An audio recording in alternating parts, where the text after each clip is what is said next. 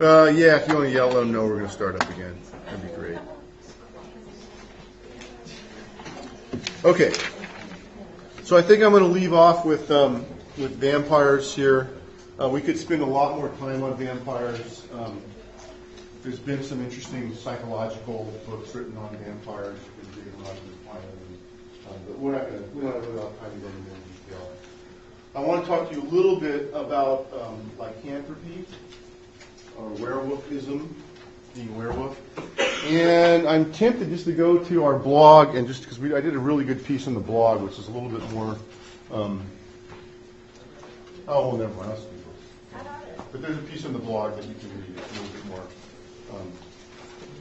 coherent as far as so go read that. bizarrebehaviors.com. Check it out. I'll just go in this. So here's a thing of lycanthropy of werewolves that was written quite a long time ago by this guy John Webster. In that those who possess with their overflow such melancholy humor, they imagine themselves to be transformed into wolves, steal forth to churchyards in the dead of the night, and dig dead bodies up. As 2 nights since, one met the Duke about midnight in the lane behind St. Mark's Church with the leg of a man upon his shoulder, and he howled fearfully. Said he was a wolf, only the difference was a wolf's skin was hairy on the outside, and his on the inside. He bade them take their swords, rip up his flesh, etc., etc., etc. Okay. So again, this idea of the werewolf, that the werewolf is coming from very ancient times. The werewolf is not only this hairy creature, man transformed into wolf, but also as a man who feels on the inside to be a beast.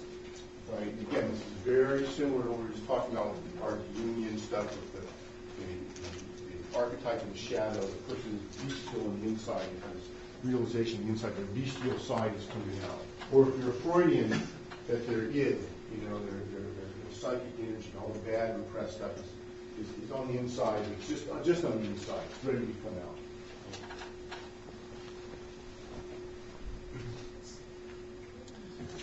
Now, again, werewolves have been known throughout history, and they're, again, another thing that is found commonly across cultures, not just werewolves, but this whole idea of shape-shifting, of human beings taking the forms of animals.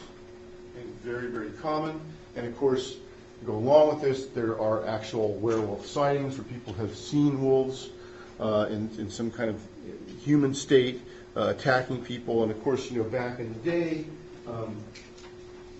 almost any place where wolves were on the planet, and wolves do live in many, or did live in many different parts of the planet, wolves were seen as dangerous creatures. And we know, especially like in Europe, for instance, if you were coming home late at night, riding on a horse or walking by yourself in the woods, and a pack of wolves came upon you, that was not a good thing. That was actually something very dangerous. And so wolves were very dangerous, especially in winter. They weren't getting a lot of food. The houses were not next to each other. They might be, these farms are very far removed. Very nice areas for people to see wolves. Wolves are very smart. They're cunning. They hunt in packs. They have a lot of teamwork. And so all these kind of things go into this sort of myth of like the wolf. And the idea that wolves would attack people, it makes it very easy for people to start thinking of the wolf as not just a wolf, but there's something special about them, something really human about them, and a human intelligence. And so the idea of werewolves, human wolves, could really come into being for this.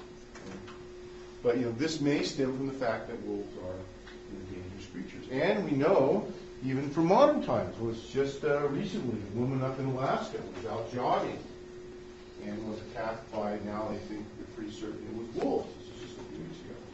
Out jogging in Alaska, a woman attacked by a pack of wolves and killed. So it still goes on. Now, we know also that wolves share about 98, 99, 99.999% of their DNA with dogs. They're genetically basically identical. And human beings have had this very, very long historical relationship with dogs. And why do human beings and dogs fit so well together? Because we both are animals that exist in dominance hierarchies.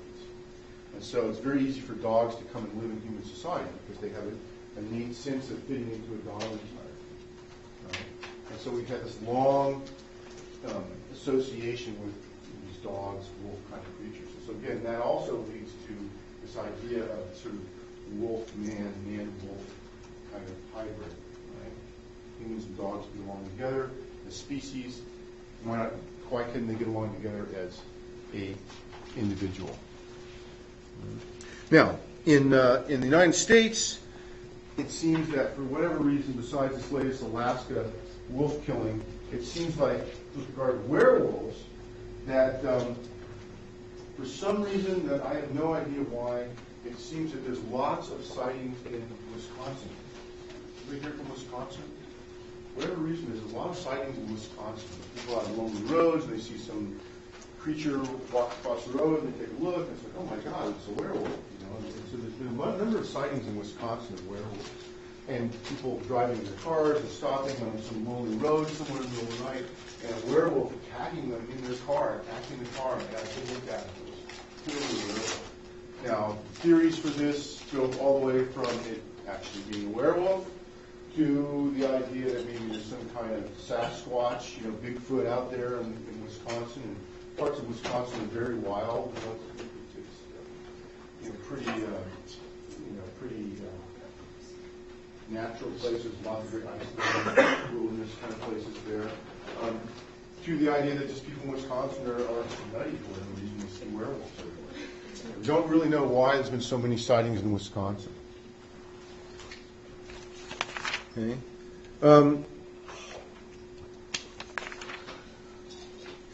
So let's talk about a definition of werewolf. And this is a person who is transformed into a wolf in form and appetite, either temporarily or permanently, and whether by supernatural influences, witchcraft, or voluntarily because they just want to be a wolf. This is really what we think of as a werewolf, somebody who thinks themselves this thing. Now, there's lots of this stuff in mythology. In Greek mythology, Lycanon was the king of Arcadia, and he attempted to trick Zeus into eating human flesh, but he was caught, and Zeus transforms him as punishment into a wolf. Okay? And, of course, we know about Rome, right? Romulus and Remus are the two babies who are left out in the woods, and they are nurtured by the she-wolf. Right? And they go on to found the state of Rome. Right? See the statue, as I just did in January, in the museum in Rome, and they have a number of these statues, and this is one of them. And again, the idea that these infants are given by being reared by a she-wolf gives them power. They're very powerful creatures. And they're just really imbibe some of the strength, cunning, ruthlessness of the wolf. And that's what makes the Romans so great.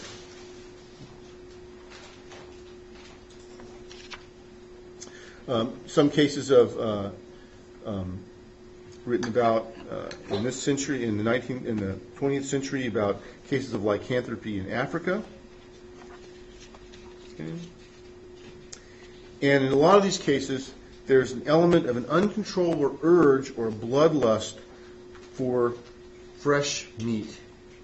So the idea here, one thing that's associated with these werewolves, is this uncontrollable urge for fresh meat.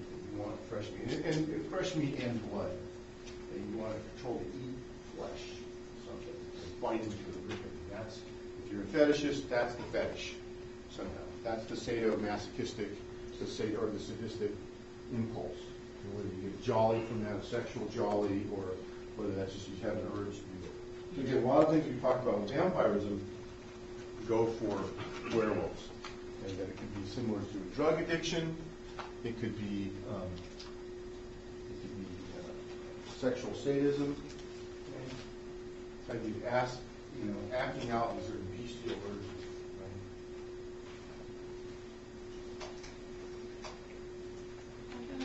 Yes. Did you say Romulus and Remus? Yes. Do you think that's similar to the Remus or something from Harry Potter?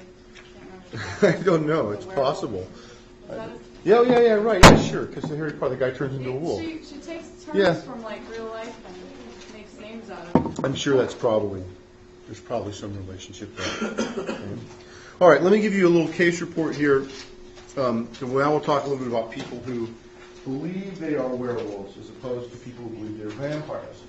What is the difference, really, other than one thinks they're a wolf, one thinks they're a vampire? What's the psychological difference? In my mind, and again, this is just me, so I don't know if anybody else believes this or not, I think that the werewolfism, whatever you call it, is a little more psychotic than the vampires. I think of the vampires as being a little more like personality disorders. I think the people who are suffering from what they believe to be lycanthropy are a little more psychotic. In other words, that it takes a little, you need to be a little more delusional to believe yourself to be a wolf and to believe that, somehow, sucking blood is somehow good for you or gives you some kind of pleasure. And that's just my theory. I'm not wedded to this, but when I think about this, it's my thought about this. I think hallucinating yourself as an animal requires a little bit more dissolving and diluting your sense of reality than a vampire. And of course, I'm just saying this in general. I don't mean this, for any, across all cases.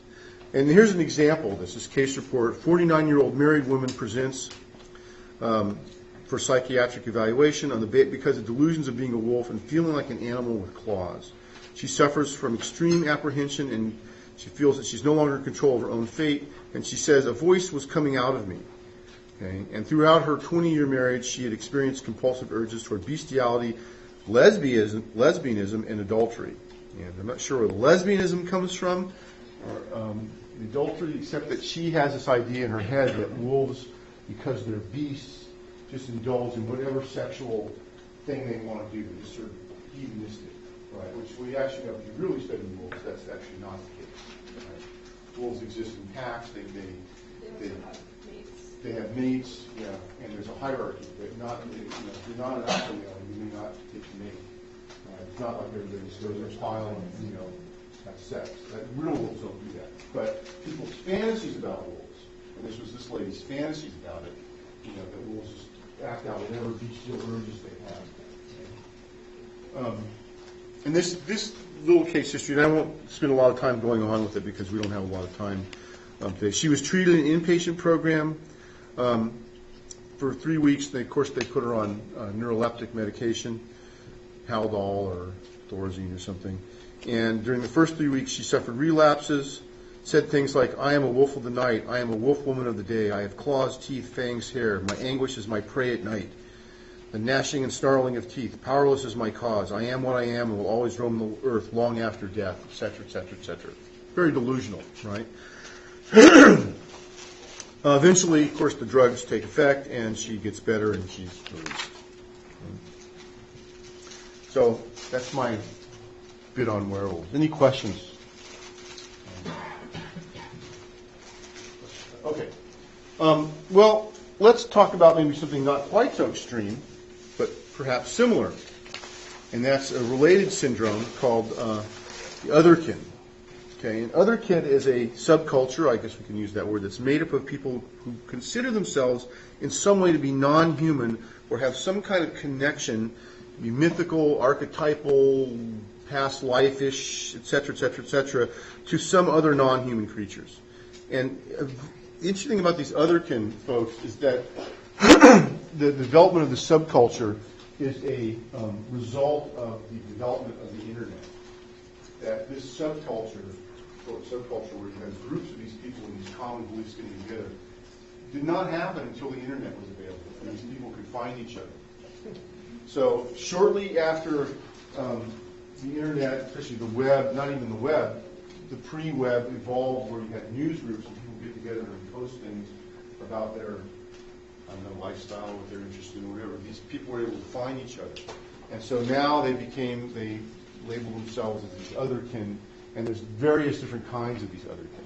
And I'll tell you a few of them. This isn't an exhaustive list. Okay? And these sometimes overlap with vampires and werewolves and other kind of creatures. And they typically are people who believe themselves to be spiritually, physically other than human. Okay?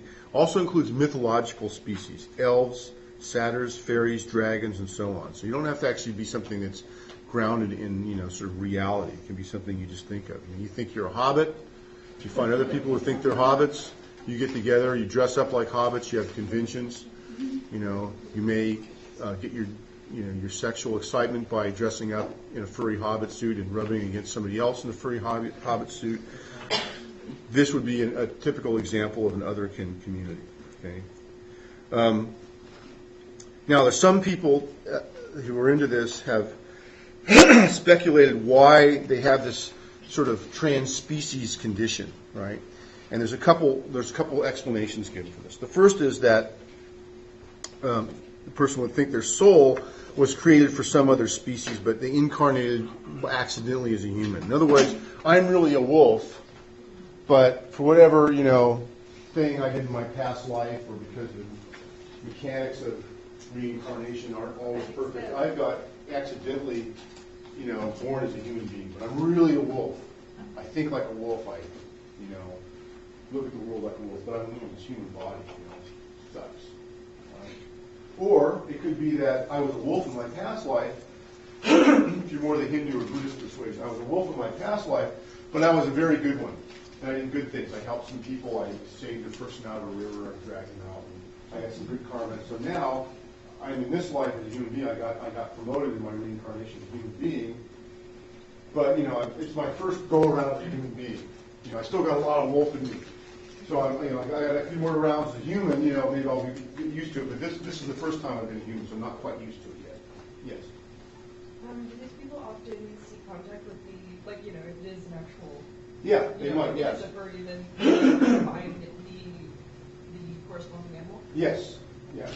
If you hang around the line and exhibit for too long enough, you'll see somebody come by and yeah. somebody be alive. See, I've known a couple of furries, but they're mostly mythicals, so. Yeah. Again, there is a continuum here.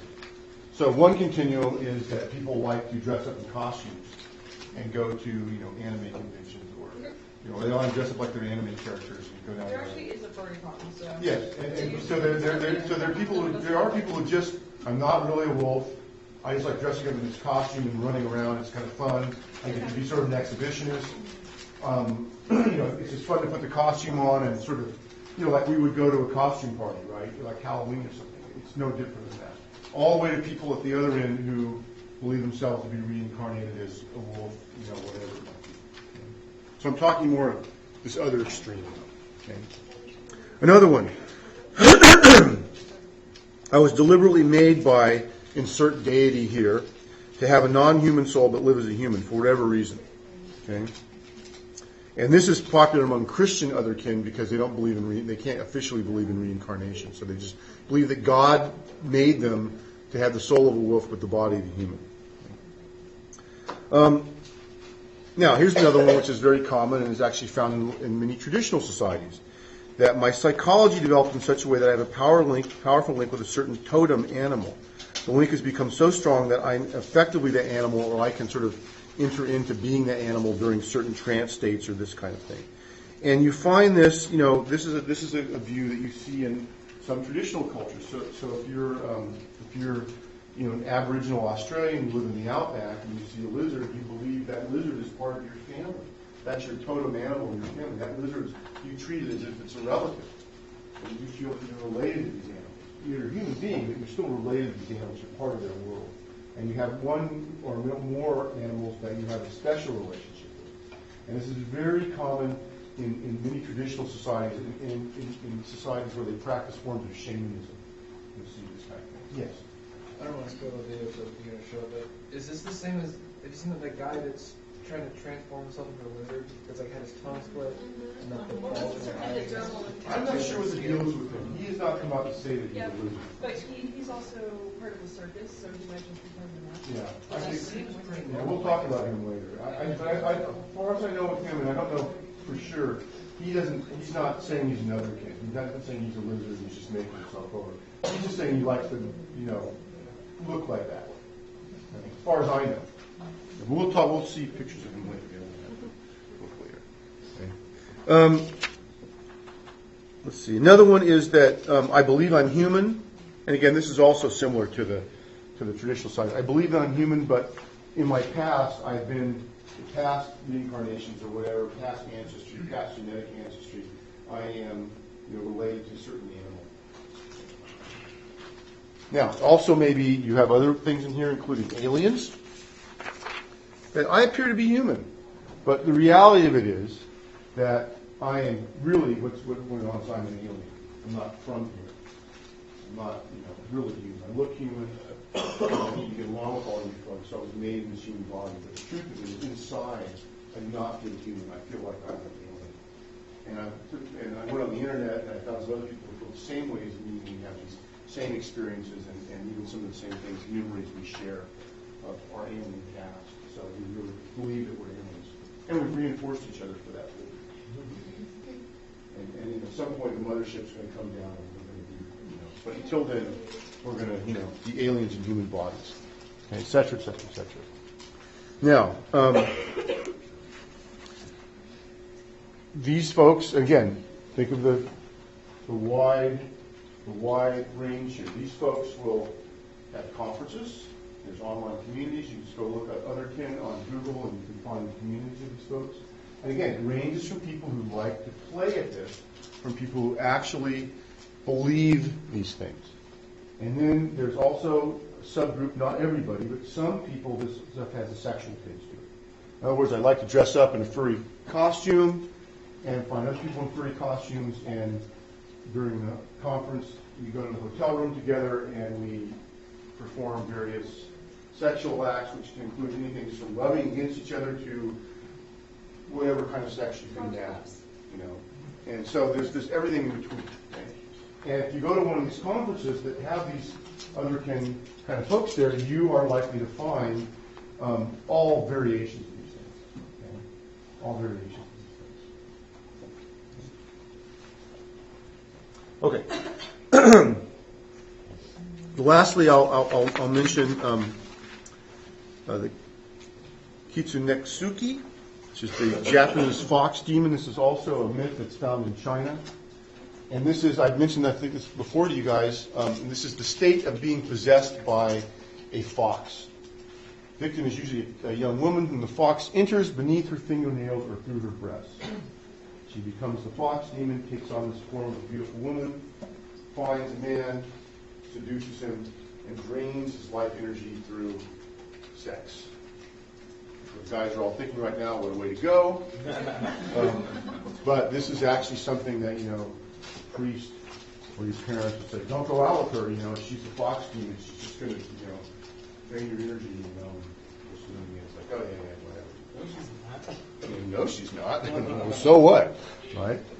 So this is a common myth that's found in Japan and China, and there's different ways that you deal with this stuff. You try different ways of getting the demon to leave the poor woman, et cetera, et cetera, et cetera. Okay. Go into it. Psychological diagnosis of lycanthropy.